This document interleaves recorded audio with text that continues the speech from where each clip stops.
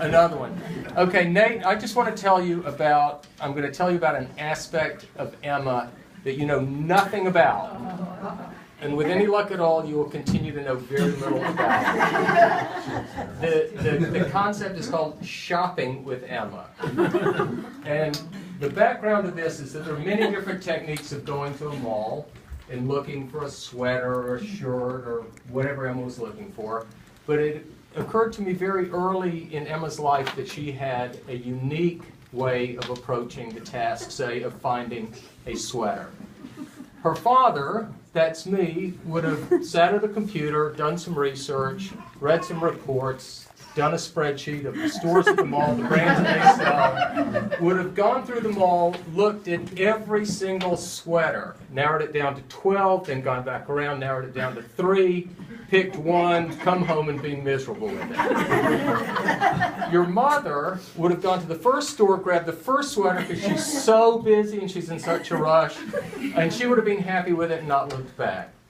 Emma's technique was something different. Emma, from being a little kid, I'd take her into a store and I'd say, Emma, look at this one, this looks good. Emma would take one lap up, one lap down and say, there's nothing here. Next store, one lap up, one lap down, there's nothing here. Then finally, in the 7th store out of the 12 that were in the mall, she'd say, that's the one. I want that one, it's perfect. So fine, we'd go home and she'd be totally satisfied with it. And everything was perfect, and it was somewhere between my technique and her mother's technique, Anita's technique. What we didn't realize, of course, was that these exact same principles were going to apply to finding a husband. So I was 28 years old. I had to run the spreadsheets, run the demographics, seen every Jewish girl in Manhattan, and I was worn out, and I picked one, and I came home, and I was miserable. No.